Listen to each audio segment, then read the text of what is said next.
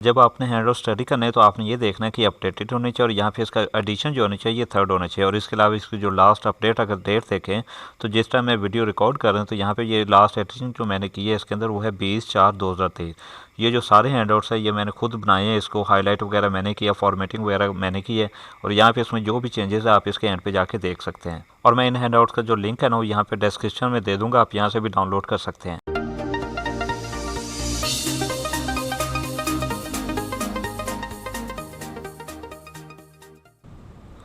Topic 88 की बात करें तो यहाँ पे अगर most fundamental process management function की अगर बात करें तो वो है क्रिएट प्रोसेस।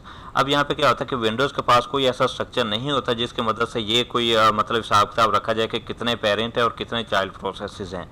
अब यहाँ पे अगर क्रिएट प्रोसेस यानी प्रोसेस को हम क्रिएट कर रहे हैं तो यहाँ पे इसके लिए जो पैरामीटर है वो 10 है। ये एमसीक्यूज में आता है, आपने इसको याद रखना है। उसके बाद it does not return a handle, ये एक हैंडल रिटर्न नहीं करता बल्कि 2 हैंडल होते हैं, 1 for process and 1 for thread.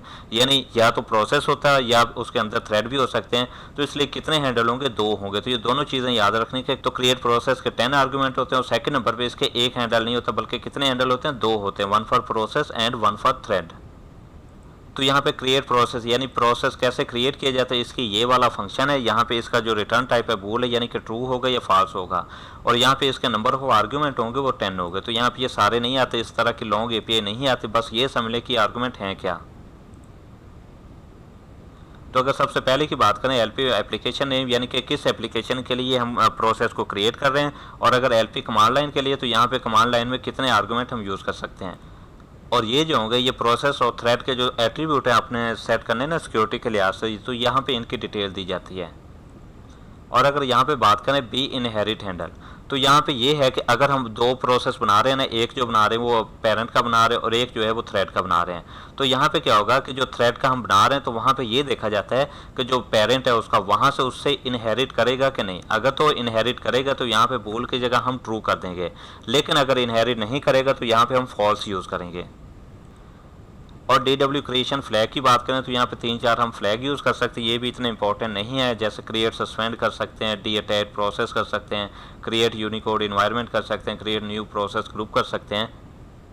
और इस तरह अगर एलपी इन्वायरमेंट की बात करें तो यहाँ पे जो इन्वायरमेंट ब्लॉक है इसको रेफर करता है, और अगर इसको हम नेल सेट कर देते हैं तो इसका मतलब जो प्रोसेस है ना वो पेरेंट के इन्वायरमेंट को यूज़ करेगा, यानी अपने नहीं यूज़ करेगा बल्कि पेरेंट के इन्वायरमेंट को यूज़ करेगा। इस तरह बाकी आर्गूमेंट को भी आप देख लीजिएगा, लेकिन इतने इंपॉर्टेंट नहीं है तो इसको आप स्किप कर दीजिएगा। जो यहाँ पे मैंने हाईलाइट किया सिर्फ आपने उनको देखना है। तो यहाँ पे जो एमसीक्यू देखते हैं ये देख सकते हैं, Windows OS does not have structure that keep track of, तो यहाँ पे पेरेंट चाइल्ड इसका ट्रैक नहीं रखता। सेकंड नंबर पे क्रिएट प्रोसेस की बात करें तो यहाँ पे पूछते हैं कितने आर्गूमेंट यूज़ करता है, तो यहाँ पे 10 आर्गूमेंट यूज़ करता है। और यहाँ पे एमसीक्यू देखें, how many handle create process return, तो ये 2 हैंडल रिटर्न करता है, 1 फॉर प्रोसेस और 1 फॉर थ्रेड। टॉपिक 89 की बात करें तो यहाँ पे IDs are unique for processes for their entire life time. अब यहाँ पे क्या होता है कि जब प्रोसेस वगैरह क्रिएट की जाते हैं तो उनको आईडी भी असाइन की जाती है। अब अगर आईडी की बात करें तो यूनिक होती हैं फॉर लाइफ टाइम, यानी जब तक वो प्रोसेस रन कर रहा होता है ना तो वहाँ पे यूनिक ही रहती हैं। जैसे यहाँ पे मैं आपको दिखाता हूँ, यहाँ पे जस्ट फोर्स के HXTS आ रहा है, यहाँ पे ये जो प्रोसेस है इसकी जो आईडी जस्ट फोर्स के कि यहाँ पे 1 है, तो जब तक ये टर्मिनेट नहीं होता ये यूनिक ही रहेगी और 1 जो है सिर्फ इसी को असाइन रहेगा। लेकिन जब यहाँ पे इसको हम टर्मिनेट कर देंगे, क्लोज कर देंगे, तो उसके बाद ये जो आईडी 1 होगी ये किसी और को अलॉट की जा सकेगी।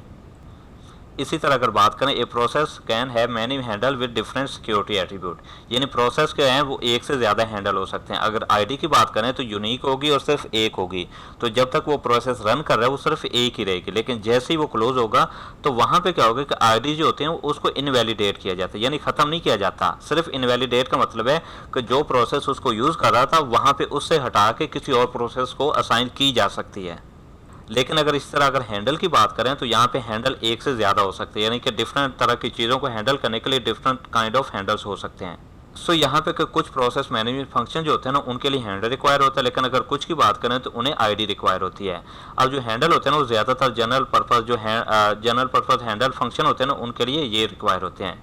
और उसके साथ अगर बात करें जैसे फाइल एंडर या हैंडल फॉर दूसरे रिसोर्सेज जैसे, तो हम क्या करते थे कि जब हम उनको यूज़ कर लेते तो वहाँ पे जो हैंडल होता था ना उसको क्लोज कर दिया जाता था।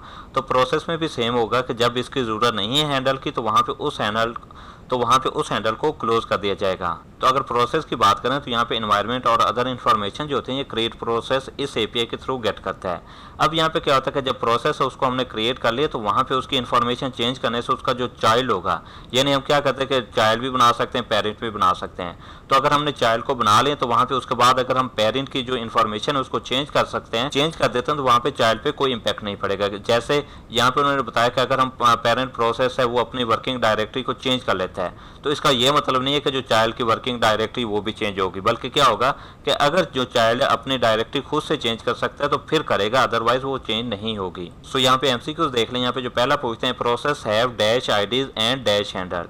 तो आईडीज की बात करें तो यूनिक होगी, यानी कि सिर्फ एक होगी, और अगर हैंडल की बात करें तो यहाँ पे मल्टीपल हो सकते हैं। और अगर सेकंड एमसीक्यूज की बात करें तो यहाँ पे the process obtains environment and other information, तो ये कहाँ से लेता है, यहाँ पे ये क्रिएट प्रोसेस से ऑब्टेन। टॉपिक 90 की अगर बात करें तो यहाँ पे जब हम क्रिएट प्रोसेस यानी इस वाली एपीआई को यूज़ करके हम कोई भी प्रोसेस को क्रिएट कर लेते हैं, तो नेक्स्ट स्टेप जो होता है ना, इसकी एग्जीक्यूटेबल इमेज को बनाना होता है। इसके लिए हम दो चीज़ों को यूज़ कर सकते हैं, पहला है एलपी एप्लीकेशन नेम और सेकंड नंबर पे है एलपी कमांड लाइन। अब यहाँ पे जिसको भी हम यूज़ कर रहे होंगे ना तो सेकंड वाले को नल रखना पड़ेगा, यानी अगर हम इस वाले को यूज़ करेंगे तो ये एलपी कमांड लाइन को नल रखना पड़ेगा। अगर इसी तरह का हम इसको यूज़ कर रहे होंगे तो एलपी एप्लीकेशन नेम को नल रखना पड़ेगा। लेकिन अगर ज़्यादातर बात करें तो एलपी कमांड लाइन को यूज़ किया जाता है और जो सेकंड होता है एलपी एप्लीकेशन नेम यानी कि दूसरे वाले को, उसको नल रखा जाता है। लेकिन अगर हम एलपी एप्लीकेशन नेम को यूज़ करते हैं तो इसके लिए कुछ रूल्स होते हैं, वो देखते हैं। एलपी एप्लीकेशन नेम की बात करें तो यहाँ पे एलपी एप्लीकेशन जो नेम है अगर इसको यूज़ कर रहे हैं तो ये खुद नल नहीं होनी चाहिए, बल्कि किसको नल होना चाहिए, एलपी कमांड लाइन को नल होना चाहिए। सेकंड नंबर पे यहाँ पे इसका जो फुल पाथ है ना वो हमें मेंशन करना पड़ता है। कैसे, यहाँ पे मैं आपको दिखाता हूँ।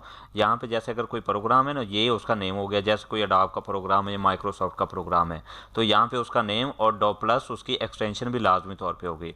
और सेकेंड नंबर पर उसका कंप्लीट पाथ, वो प्रोग्राम है कहाँ पर लोकेट कर रहा है जिसके लिए हम प्रोसेस को क्रिएट कर रहे हैं। लेकिन अगर हम कुछ ऐसा करते हैं ना, यहाँ पे सिर्फ प्रोग्राम का नेम दे देते हैं और कंप्लीट डायरेक्टरी नहीं देते, तो वहाँ पे क्या होगा कि ये ड्राइव या करंट डायरेक्टरी के अंदर देखेगा। जैसे यहाँ पे देखें सी के अंदर कोई प्रोग्राम पड़ा है तो ये पूरी सी में से वो प्रोग्राम ढूंढेगा और उसको एग्जीक्यूट करेगा। और इसके साथ अगर बात करें तो जो भी एक्सटेंशन होगी .exe या .bat, इसको लाजमी तौर पर इंक्लूड करना पड़ेगी, यानी जैसे हमने यहाँ पे देखा है तो डॉट इसकी जो भी एक्सटेंशन होगी मेंशन करना पड़ेगी। और अगर ये लॉन्ग नेम हो किसी भी प्रोग्राम का तो वहाँ पे हमें सिंगल या डबल कोट को यूज़ करने की ज़रूरत नहीं है। कैसे, यहाँ पे देखें, जैसे यहाँ पे हमने मोस्टली प्रोग्रामिंग लैंग्वेजेस में देखा था कि हम इस तरह करके सिंगल या डबल कोट एंड पे, स्टार्ट पे और एंड पे लगाते थे।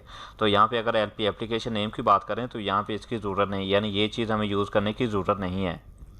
अगर एलपी कमांड लाइन की बात करें तो यहाँ पे एलपी कमांड लाइन जब है ना ये खुद नल नहीं होनी चाहिए, यानी दूसरे वाली एलपी एप्लीकेशन नेम नल होनी चाहिए। अब इसी तरह अगर बात करें तो यहाँ पे स्ट्रिंग के अंदर जैसे ही टोकन आ जाता है ना तो उसको क्या कंसीडर किया जाता है, तो उसको प्रोग्राम कंसीडर किया जाता है। कैसे, यहाँ पे मैं आपको दिखाता हूँ। यहाँ पे देखें, जैसे यहाँ तक आ रहा है, कोई स्पेस नहीं है, कोई स्पेस नहीं, यहाँ पे जैसे ही SUB के बाद यहाँ पे स्पेस आ गई तो इसका मतलब है कि इसको जो है ये प्रोग्राम नेम कंसीडर कर लेगा। इसी तरह अगर इसकी बात करें तो यहाँ पे कोई स्पेस नहीं, इसी तरह चलता जाएगा। और जब यहाँ पे आकर डॉट के बाद EXE के बाद यहाँ पे स्पेस आएगी तो यहाँ पे क्या कंसीडर कर लेगा, ये कंप्लीट इसका नेम है। तो यहाँ पे ये पाथ भी हो सकता है, या सिर्फ प्रोग्राम नेम भी हो सकता है। अब अगर बात करें ये कंप्लीट पाथ नेम नहीं है तो ये क्या करेगा, इन डायरेक्टरीज में सर्च करने की कोशिश करेगा, यानी directory of current process image, फिर करंट डायरेक्टरी, फिर विंडोज सिस्टम डायरेक्टरी, और इस तरह विंडोज सिस्टम डायरेक्टरी जहाँ पे गेट विंडो डायरेक्टरी के थ्रू रिट्राइव की जाते हैं ना तो उसको सर्च आउट करेगा। टॉपिक 91 की बात करें तो यहाँ पे जब एक चाइल्ड प्रोसेस क्रिएट किया जाता है ना तो सम टाइम क्या होता है कि उससे जो पेरेंट हैंडल होते हैं ना वो रिक्वायर होते हैं, यानी वो क्या करना चाहता है, उसको इनहेरिट करना चाहता है। अब यहाँ पे इनहेरिटेंस का आपको कॉन्सेप्ट होगा, तो यहाँ पे आपको जस्ट दिखाता हूँ। यहाँ पे जस्ट सोच के ये वाली जो एप्लीकेशन है कैमथैस है, यहाँ पे ये क्या है कि इसके ये वाले जो है ये सारे चाइल्ड प्रोसेस हैं। यहाँ पे जस्ट सोच गए कि यहाँ पे वेब व्यू 2 मैनेजर जो है यहाँ पे इसका चाइल्ड प्रोसेस है। अब यहाँ पे ये कैमथैस जो पेरेंट है ना, यहाँ पे इसका हैंडल को यूज़ करना चाहता है। इसके लिए जो बी इनहेरिट हैंडल होता है ना फ्लैग, ये किसके अंदर, क्रिएट प्रोसेस के अंदर। यहाँ पे मैं आपको दिखाता हूँ। तो यहाँ पे इस वाले जो है ना, इस आर्गुमेंट को हमें ट्रू सेट करना पड़ेगा। पहला हमें काम ये करना पड़ेगा। सेकंड नंबर पे हमें काम जो करना पड़ेगा कि जो सिक्योरिटी एट्रीब्यूट स्ट्रक्चर होता है ना उसमें बी इनहेरिट फ्लैग जो होता है ना उसको पहले नंबर पे तो ट्रू सेट करना पड़ता है। सेकंड नंबर पे क्या होता है कि उसकी एन लेंथ जो होते हैं ना उसको साइज ऑफ ऑपरेटर के थ्रू यूज़ करना पड़ता है। कैसे, यहाँ पे देखें। और दूसरे नंबर पे यहाँ पे देखें हैं 3 किस्म के हैंडल क्रिएट किए जा रहे हैं, H1, H2, H3। यहाँ पे सिर्फ एग्जांपल दी जा रही है, यानी कि एक ही हैंडल को भी क्रिएट किया जा सकता है। अब यहाँ पे क्या सिक्योरिटी एट्रीब्यूट को सेट किया जा रहा है, तो यहाँ पे देखें बी इनहेरिट हैंडल, यहाँ पे ये वाला जो है ना बी इनहेरिट फ्लैग, इसको क्या किया जा रहा है, इसको ट्रू सेट किया जा रहा है। है। और सेकंड नंबर पे यहाँ पे देखें ये जो हैंडल H1 है, यानी ये ऊपर जो हैंडल क्रिएट किया है, तो इसके अंदर क्या है कि यहाँ पे सिक्योरिटी एट्रीब्यूट कौन से यूज़ कर लिए, ये वाले सिक्योरिटी एट्रीब्यूट यूज़ कर लिए हैं। तो इसका मतलब है कि ये क्या हो गया, इनहेरिटेबल हो गया। अब सेकंड नंबर पे अगर बात करें हैंडल 2 की, तो यहाँ पे देखिए यहाँ पे नल यानी कोई भी सिक्योरिटी एट्रीब्यूट को सेट नहीं किया गया, तो इसी वजह से क्या है ये इनहेरिटेबल नहीं है। तो इसका मतलब है ये वाले सिक्योरिटी एट्रीब्यूट हम जहाँ जहाँ पे भी यूज़ करेंगे, यानी यहाँ पे क्या है कि ये बी इनहेरिट फ्लैग है ना, इसको हमने ट्रू सेट कर दे, तो ये जहाँ जहाँ पे भी हम यूज़ करेंगे वो इनहेरिटेबल बन जाएगा। जैसे यहाँ पे देखें हैंडल 3 के अंदर भी उन्होंने यूज़ किया, तो यहाँ पे भी क्या है इनहेरिटेबल बन गया है। तो इस तरह जो चाइल्ड प्रोसेस होता है उसको इनहेरिटेबल हैंडल देने के लिए क्या किया जाता है कि जो पहले पेरेंट प्रोसेस होता है वहाँ पे भी इनहेरिट हैंडल होता है ना, ये इसको ट्रू किया जाता है, यानी कि जो चाइल्ड होगा वो वहाँ पे जो इनहेरिट हैंडल है ना उसको इनहेरिट कर सकेगा। और सेकंड नंबर पे जो काम किया जाता है वो यहाँ पे जो हैंडल क्रिएट किया जाता है ना वो भी ऐसा किया जाता है जो इनहेरिटेबल हो, यानी जो चाइल्ड है ना उसको इनहेरिट कर सकता हो। सो यहाँ से एक MCQ आता है, यहाँ पे देख ले, अभी हमने पढ़ा है कि जो इनहेरिट फ्लैग है ना, तो इसको जब इनहेरिट हमने करना है तो यहाँ पे इसको हमें सेट ट्रू करना पड़ेगा। टॉपिक 91 की बात करें तो यहाँ पे क्या होता है कि जब इनहेरिटेबल हैंडल को बना ली जाती है, यानी इस तरह से कोई भी इनहेरिटेबल हैंडल बन गया, तो यहाँ पे जो चाइल्ड प्रोसेस होगा ना उसको बताना भी ज़रूरी होगा। तो ये काम कैसे किया जाता है, ये 3 तरीके से किया जाता है। पहला इंटर प्रोसेस कम्युनिकेशन के थ्रू किया जाता है। सेकंड नंबर पे क्या किया जाता है कि इसे स्टार्टअप इन्फो के अंदर मेंशन कर दिया जाता है, तो ये जो होता है ये प्रेफर पॉलिसी होती है। और थर्ड अप्रोच की बात करें तो यहाँ पे जो हैंडल होता है ना उसको टेक्स्ट फाइल के अंदर रिटर्न कर दिया जाता है और उसके बाद कमांड लाइन के थ्रू जो चाइल्ड प्रोसेस है उसको दे दिया जाता है। अब अगर हैंडल है ना ये ऑलरेडी इनहेरिटेबल हो, यानी कि हमने सिक्योरिटी एट्रीब्यूट जो है ना बी इनहेरिट हैंडल ऑलरेडी उसके हैंडल में ट्रू सेट किया हो, तो यहाँ पे क्या होगा कि रेडली एक्सेसिबल जो होगा, यानी जैसे ही चाइल्ड प्रोसेस बनेगा उसको यूज़ कर सकता है। सेकंड नंबर पे बात करें तो यहाँ पे इनहेरिट हैंडल जो होते हैं ना वो डिस्टिंक्ट कॉपी होगी, यानी जो पेरेंट यूज़ कर रहा होगा और इस तरह जो चाइल्ड यूज़ कर रहा होगा वो दोनों होंगी तो एक जैसी, लेकिन क्या होगी कि मतलब अलग अलग कॉपीज़ होंगी। और जो पेरेंट और चाइल्ड होंगे ना वो सेम फाइल को एक्सेस कर रहे होंगे लेकिन डिफरेंट पॉइंटर के थ्रू। यानी अगर ये मैं बात करूँ यहाँ पे एडोब PDF रीडर है, तो यहाँ पे एक जो है मतलब जो पेरेंट प्रोसेस है इसको रीड कर रहा है और जो चाइल्ड प्रोसेस है इसको प्रिंट कर रहा है, तो यहाँ पे क्या होगा कि दोनों के पास एक ही कॉपी होगी, यानी कि होगी एक तरह की लेकिन डिस्टिंक्ट कॉपी होगी और दोनों ना डिफरेंट पॉइंटर के थ्रू इसको एक्सेस कर रहे होंगे। और सेकंड MCQ को जो आता है वो कुछ इस तरह से आता है, इनहेरिटेड हैंडल्स आर, और यही क्या है कि यहाँ पे डिस्टिंक्ट कॉपीज होती है, यानी कि होती एक है लेकिन अलग अलग होती हैं कॉपीज़। तो यहाँ पे उन्होंने कुछ डायग्राम दिया, तो यहाँ पे क्या है कि एक पेरेंट प्रोसेस और यहाँ पे एक चाइल्ड प्रोसेस है। तो यहाँ पे जो हैंडल 1 है ना यहाँ पे पेरेंट प्रोसेस ने क्या कि इसको इनहेरिटेबल बना दिया। अब यहाँ पे क्या है कि जो चाइल्ड प्रोसेस है इनहेरिटेड, इसने इनहेरिटेड कर लिया और रेडीली इसको एक्सेसिबल है, तो यहाँ पे इसको यूज़ कर सकते हैं इसको, यानी ये देखें फाइल सेम है और दोनों जो क्या है अलग अलग पॉइंटर, इसके पास अलग से पॉइंटर है, इसके पास अलग से पॉइंटर है, तो दोनों सेम फाइल को एक्सेस कर रहे हैं। अब इसी तरह अगर पेरेंट प्रोसेस की बात करें तो यहाँ पे एक इसने और फाइल जो है ना उसका नॉट इनहेरिटेबल बनाया, यानी फाइल B है तो यहाँ पे इसने इसको इनहेरिटेबल नहीं बनाया। तो सिंपली सी बात है जो हैंडल 2 है यानी चाइल्ड प्रोसेस है इसको एक्सेस नहीं कर सकेगा। और अगर थर्ड हैंडल की बात करें तो यहाँ पे क्या है कि पेरेंट है ना इसने इसको इनहेरिटेबल बना दिया है। अब यहाँ पे क्या है कि जो चाइल्ड प्रोसेस होगा हैंडल 3 के थ्रू, यानी इस वाले को रेडीली एक्सेसिबल कर लेगा। ये बिल्कुल वही केस है, हैंडल 1 और हैंडल 3 जो ये दोनों सेम केस हो गए। और अगर इस तरह बात करें तो यहाँ पे एक और फाइल D है, तो यहाँ पे क्या है कि जो इसने पेरेंट है ना उसको एक्सेस कर रहा है और इसने नॉट इनहेरिटेबल बनाई, यानी इसको डायरेक्ट नहीं कॉपी दी। तो यहाँ पे क्या है कि यहाँ पे इसको एक्सेस करना चाह रहा है तो क्रिएट फाइल, यानी एक न्यू हैंडल को क्रिएट करेगा और उस हैंडल के थ्रू इसको एक्सेस कर सकेगा। यानी इनहेरिट नहीं किया गया लेकिन क्या किया इसने न्यू हैंडल को क्रिएट किया खुद से और फिर इस फाइल को एक्सेस किया है। अब इसी तरह एक और ये फाइल है E है। अब यहाँ पे ये जो पेरेंट प्रोसेस है इसको बिल्कुल एक्सेस नहीं कर रहा, तो यहाँ पे जो चाइल्ड प्रोसेस होगा इसका सबसे पहले हैंडल क्रिएट करेगा और उसके बाद उसको यूज़ कर सकता है। तो यहाँ पे हमारे पास 3 तरह के केस हो गए। पहला जो केस है वो यहाँ पे है फाइल A और फाइल C, यानी दोनों जो है इनहेरिटेबल है, यानी पेरेंट है उसने इनहेरिट उसको कर दिया और उसके बाद अगर चाइल्ड की बात करें तो उसने भी इनहेरिटेड उसको कर लिया और वहाँ पे उसको ईजिली जो रेडली उसको एक्सेस कर सकता है। 4 की तो यहाँ पे क्या है कि अगर फाइल B और फाइल D की बात करें तो इसने इसको यहाँ पे नॉट इनहेरिटेबल बनाया। यहाँ पे ये देखें दोनों नॉट इनहेरिटेबल हैं, तो इसका मतलब है कि यहाँ पे जो चाइल्ड प्रोसेस है इसको एक्सेस नहीं कर सकता। अगर इसने इसको एक्सेस करना है तो यहाँ पे क्या है कि इसको न्यू जो है ना वो न्यू हैंडल इसको क्रिएट करना पड़ेगा और फिर इसको यूज़ कर सकेगा। और थर्ड केस की बात करें तो यहाँ पे ये जो पेरेंट प्रोसेस है इसको एक्सेस से नहीं कर रहा, तो यहाँ पे क्या है कि जो चाइल्ड प्रोसेस है इसका हैंडल क्रिएट करेगा और इसको एक्सेस कर लेगा।